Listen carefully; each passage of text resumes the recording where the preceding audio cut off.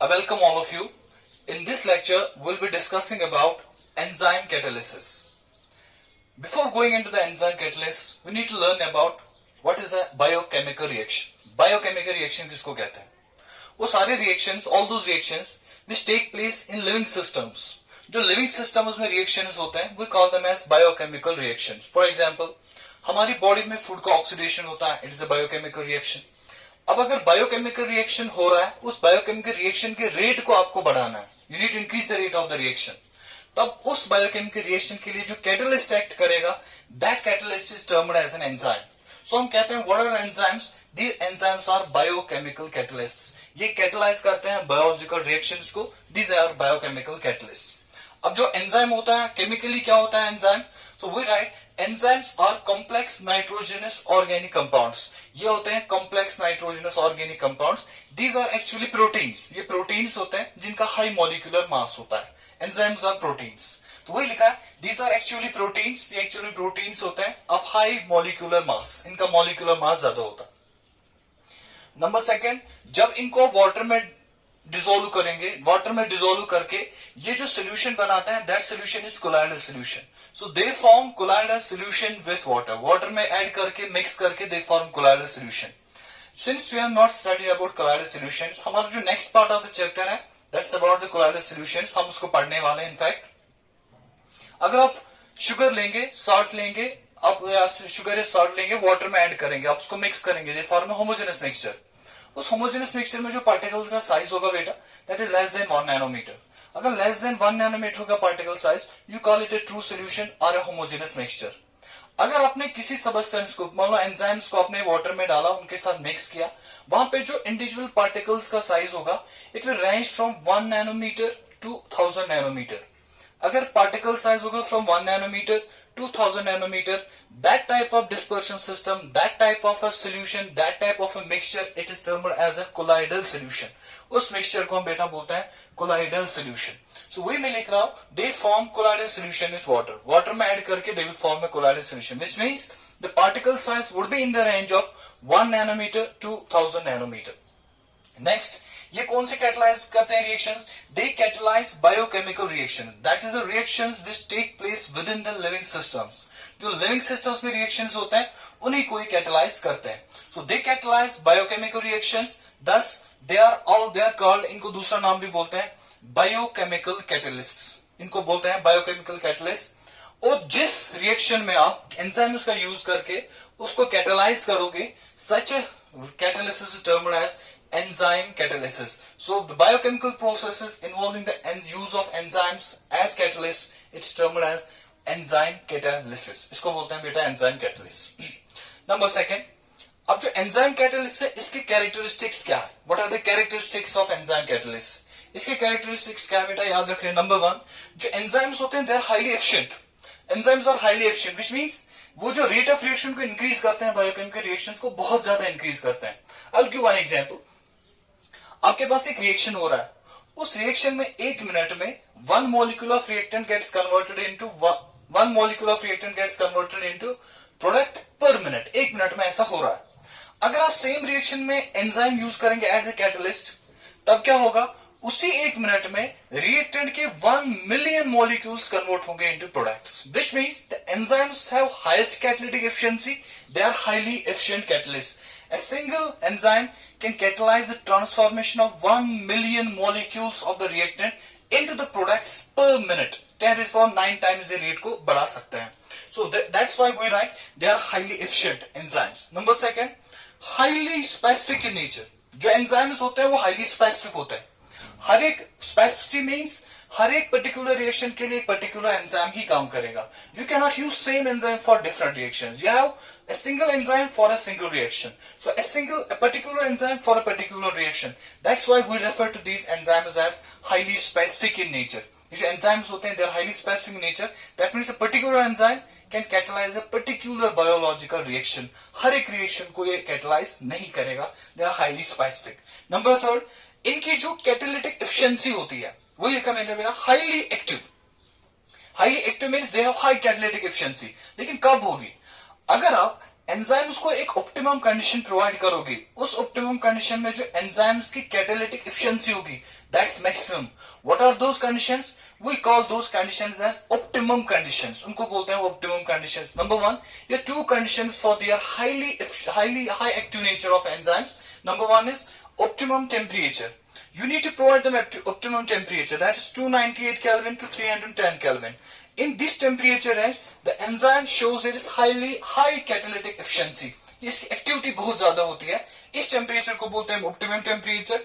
You need to remember this temperature is 298 kelvin to 310 kelvin. Number second, उसका जो pH होना चाहिए, they work well in the pH range of 5 to 7. 5 to 7 which is well within the living system, जो हमारी body में pH है 5 to 7. इस pH range में this is optimum pH for enzyme efficiency. इस कंडीशन में ऑप्टिमम टेम्परेचर, ऑप्टिमम पीएच पे जो एंजाइम्स होते हैं they are highly efficient, their efficiency is very high. Number next, enzymes की जो कैटालिटिक एफिशिएंसी होती है, जो एक एंजाइम है आपके पास, उसकी कैटालिटिक एफिशिएंसी जो बेटा, उस कैटालिटिक एफिशिएंसी को आप बढ़ा सकते हैं. You can increase the catalytic efficiency of a catalyst, या उसका जो कैटालिटिक पावर है वो बढ़ सकता है in presence of activators. Activators आप यूज कर सकते हैं. What are those activators? आप Na+ यूज कर सकते हैं, Mn+2 यूज कर सकते हैं, CO+2 यूज कर सकते हैं. These act as activators for enzyme catalyst. इन एंजाइम्स ये क्या करेंगे? They will increase the activity of the enzyme. And number second, coenzymes. जैसे कोई नॉन प्रोटीन पार्ट है, एक प्रोटीन के साथ एक एंजाइम है आपके पास, उसके साथ एक एंजाइम तो खुद प्रोटीन है, उसके साथ एक नॉन प्रोटीन पार्ट अटैच है, वो that will act as an, for example vitamin, that will act as an coenzyme. वो कोएंजाइम क्या करेगा? उसकी प्रेजेंस में जो कैटालिटिक एफिशिएंसी होगी एक एंजाइम की, वो कैटालिटिक एफिशिएंसी बढ़ जाएगी. वही कहते हैं the better activity in the presence of activators and coenzymes. And number last, जो हमने इससे पहले भी पढ़ा था, जो कैटलिस्ट होते हैं, कैटलिस्ट की जो एक्टिविटी होती है वो इनहिबिट होती है या वो डिक्रीज होती है इन प्रेजेंस ऑफ किनके प्रेजेंस में? Inhibitors and poisons. जो एंजाइम्स होते हैं they are also catalyst. You can use inhibitors और पॉइजन्स टू डिक्रीज और destroy their catalytic efficiency. Enzymes की कैटालिटिक एफिशिएंसी को डिस्ट्रॉय करना या एंजाइम्स की कैटालिटिक एफिशिएंसी को कम करना, you can use inhibitors and poisons. Like inorganic catalyst, उनमें भी आप पॉइजन्स यूज कर सकते हैं, इनहिबिटर्स यूज कर सकते हैं. इट्स बिलीव दैट जो ड्रग होता है, ड्रग जब हमारे बॉडी में जाते हैं, what do? They bind to the active site of the enzyme. वो एक्टिव साइट के साथ बाइंड होते हैं और वो एक्टिव साइट की एफिशिएंसी को खत्म करते हैं. वो एक्टिव साइट पे खुद जाते हैं, जहां पे सबस्ट्रेट जाता था वहां पे खुद जाते हैं और खुद ही एडियर होके वो एंजाइम की जो कैटालिटिक एफिशिएंसी उसको कम या खत्म करते हैं.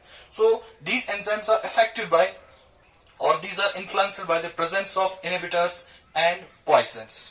अब देखो बेटा, क्या ये तो हो गया नंबर वन डेफिनेशन पार्ट से क्या हो गया एंजाइम. नंबर सेकंड, जो एंजाइम कैटलिस्ट है या एंजाइम्स जो है उनके क्या कैरेक्टर्स है वो हमने यहाँ पे बता दिया. एंजाइम कैटलिस्ट के क्या कैरेक्टर्स है. नाउ हम बेटा क्या करेंगे? Will give some examples of enzyme catalyst. हम कुछ एग्जांपल्स बताएंगे एंजाइम कैटलिस्ट की. So here I present you the examples of enzyme catalyst.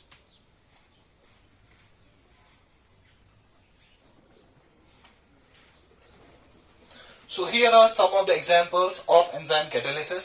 Number one is the inversion of cane sugar. Cane sugar का जो inversion होता है हमारी body में, cane sugar is a disaccharide. इस disaccharide का inversion जब करना हाइड्रोलिसिस की होती है बॉडी में in presence of an invertase enzyme. ये invertase enzyme क्या करता है? ये इस sucrose को convert करता है into glucose and fructose units. आपको पता है बेटा जो sucrose होता है, it's a disaccharide. It is made up of two monosaccharide units, one of glucose and another of fructose. जब इसकी हाइड्रोलिसिस होगी, it will break into its individual components from which it's formed. तो ये उनसे बना होता है. तो invertase enzyme क्या करेगा? It will catalyze this reaction in our body. ये catalyze करेगा. Number second, conversion of glucose into ethyl alcohol. जो ग्लूकोज होगा in presence of zymase enzyme, ये किसमें कन्वर्ट होगा? इथाइल अल्कोहल, और वहां से निकलेगा carbon dioxide. This a biochemical reaction. इस बायोकेमिकल रिएक्शन में जो कैटलिस्ट काम करेगा दैट इज जाइमेस. अब ये जाइमेस इस रिएक्शन में काम नहीं करेगा, ये इन्वर्टेस एंजाइम इस रिएक्शन में काम नहीं करेगा. दैट इज जो एंजाइम्स होते हैं they are highly specific.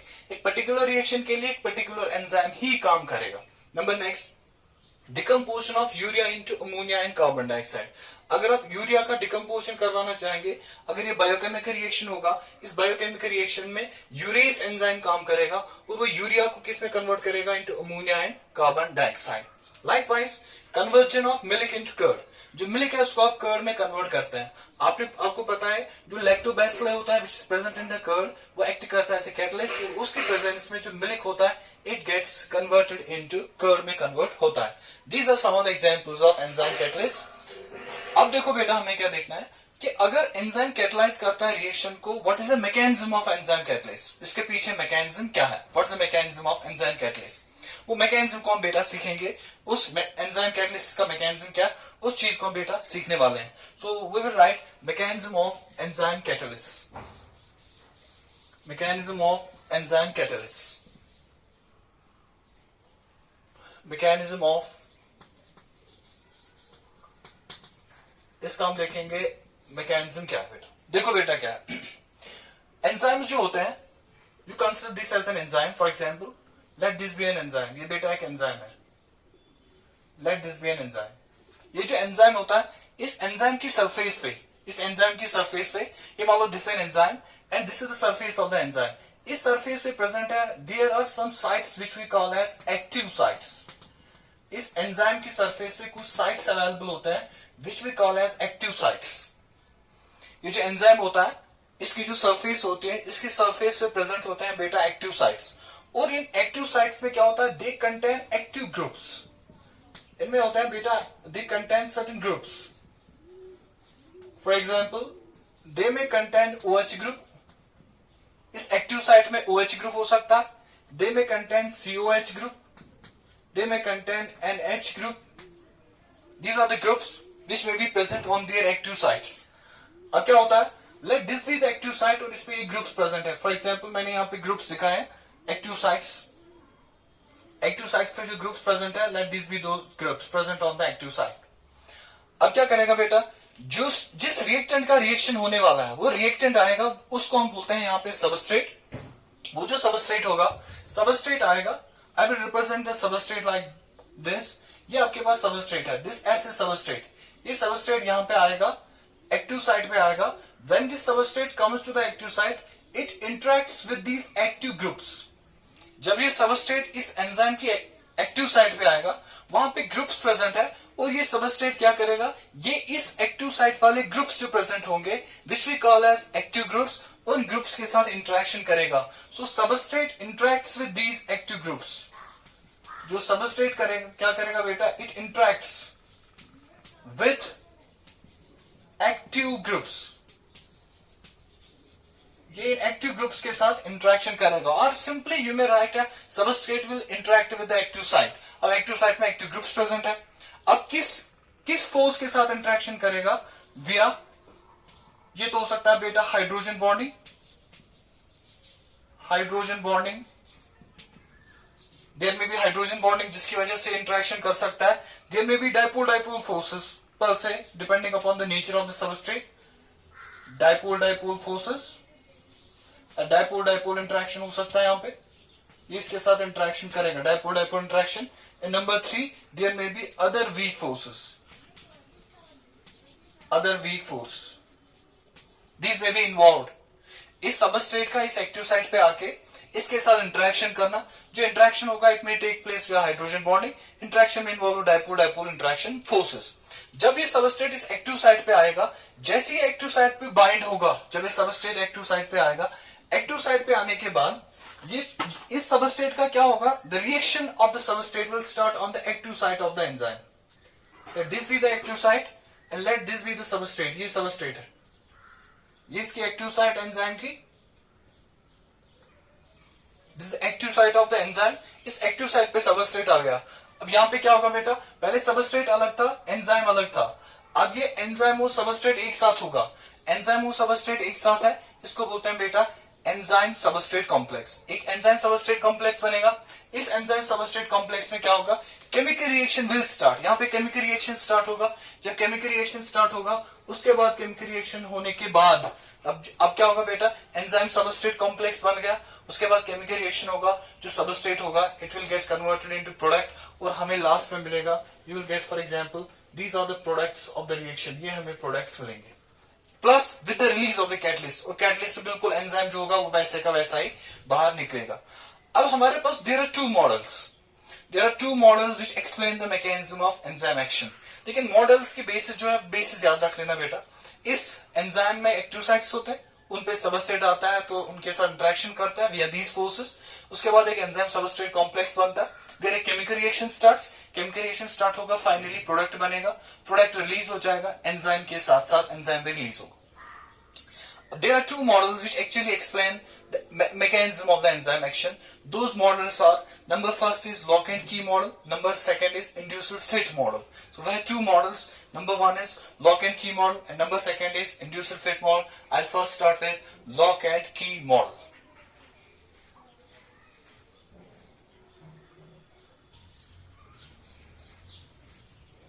So this is lock and key model of the enzyme catalysis. Lock and key model क्या कहता है enzyme catalysis का? वो कहता है कि जो एक एंजाइम होता है, एंजाइम की जो एक्टिव साइट होती है उसकी एक पर्टिकुलर शेप होती है।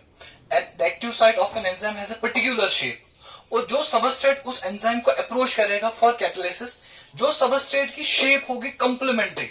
अब मान लो बेटा जो एंजाइम है उसकी कोई शेप है, मान लो ऐसी कोई शेप है एंजाइम की, अब जब सबस्ट्रेट आएगा, सबस्ट्रेट की जो शेप होनी चाहिए it should be complementary to the enzyme, और वो शेप ऐसी होनी चाहिए कि it should perfectly fit into the active site, वो एक्टिव साइट में परफेक्टली फिट होनी चाहिए।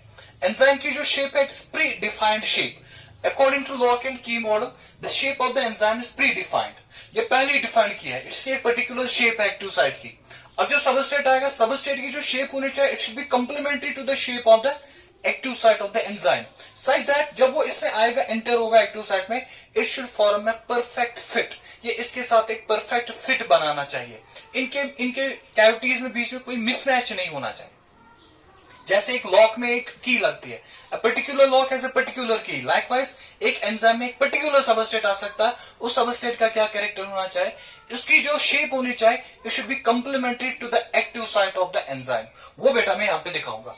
दिस इज एंजाइम, ये आपके पास एंजाइम है, एंजाइम की जो एक्टिव साइट है दिस इज एक्टिव साइट, और इस एक्टिव साइट की कोई शेप है, this is active site of the enzyme, इसकी कोई शेप है, दिस इज एक्टिव साइट, इस एक्टिव साइट की कोई शेप है। अब यहां से आ रहा है बेटा सबस्ट्रेट, सबस्ट्रेट की जो शेप है it is perfectly complementary to the enzyme. अगर ये सबस्ट्रेट जाएगा it will enter into the active site of the enzyme, जैसे एंटर होगा, एंटर होकर ये परफेक्ट एसोसिएशन बनाएंगे, there is a perfect fit, यहाँ पे एक फिट बन गया इनके बीच में एक एसोसिएशन बन गया, this association is called enzyme substrate complex.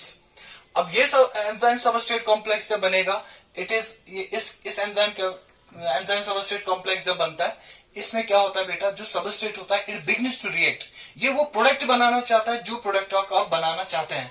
तो यहाँ पे केमिकल रिएक्शन स्टार्ट होगा in this enzyme substrate complex. इसकी जो एनर्जी होगी वो ज्यादा होगी, obviously it would be less stable, तो इसकी वजह से ये जल्दी रिएक्शन करेगा, ये उतना लाइफ टाइम नहीं होगा इसका, तो ये जल्दी रिएक्शन करेगा। व्हेन इट रिएक्ट्स, उसके बाद क्या होगा, जो सबस्ट्रेट होगा, सबस्ट्रेट कन्वर्ट होगा इनटू प्रोडक्ट्स, सबस्ट्रेट को प्रोडक्ट बनेगा, लेकिन जो एंजाइम होगा, एंजाइम वैसे का वैसे आपको वापस मिलेगा। This is termed as lock and key model. So according to lock and key model, an enzyme has an active site which has a predefined shape. Only those substrate molecules will fit into the active site of the enzymes which have complementary shapes to the enzymes. Just like a particular key can fit into the particular lock. वहां पे क्या होगा फिर, there is formation of an enzyme substrate complex, वहां पे एक enzyme substrate complex होगा, where chemical reaction starts, जब chemical reaction start होगा, it decompose in the subsequent step, जब ये decompose होगा, it will lead to the formation of the products। यहाँ पे product बनेगा बेटा, product हमने ये बनाया, substrate हमने ये लिया था, product कुछ और बनेगा with the release of the catalyst। This is lock and key model, इसको बोलते हैं बेटा lock and key model। There is another model that is called inducer fit hypothesis। Induced fit hypothesis क्या कहता है बेटा, कि जैसे ही सबस्ट्रेट इस एंजाइम को अप्रोच करता है, जो एंजाइम के पास एक्टिव साइट होता है वो क्या करेगा, वो अपने इस एक्टिव साइट में स्लाइड चेंज करता है, it makes some slight change in its active site, उसकी शेप को थोड़ा चेंज करता है। फिर क्या करता है, जब वो सबस्ट्रेट इसके साथ आता है, बिकॉज ऑफ द चेंज वो जो सबस्ट्रेट होता है वो परफेक्टली फिट हो जाता है into the active site of the enzyme. Modern techniques, x-ray crystallography techniques, spectroscopic techniques यही सजेस्ट करते हैं कि ये जो सबस्ट्रेट जब एंजाइम को अप्रोच करता है, अगर सबस्ट्रेट की शेप कंप्लीमेंट्री नहीं है to the shape of the enzyme, enzyme क्या करेगा, it will make slight distortions of the active site, slight change in the shape of the active site. उसके बाद क्या होगा, ये इसके साथ एक परफेक्ट फिट बनाएगा when this enzyme undergoes slight change in its shape. जब ये एक्टिव साइट को थोड़ा चेंज करेगा, उसके बाद mechanism enzyme action would be same.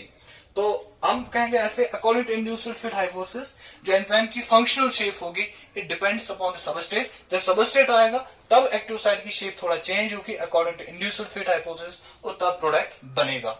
This is all about enzymes which we have to study in this part of the chapter. In our next part, we'll be taking up colloidal solutions. That will be the final part of the chapter. Colloidal solutions बहुत easy है, ज्यादा theoretical है, कहीं एक दो जगह numericals का scope आएगा, वहां पे हम डिस्कस करेंगे। Till then, all the best.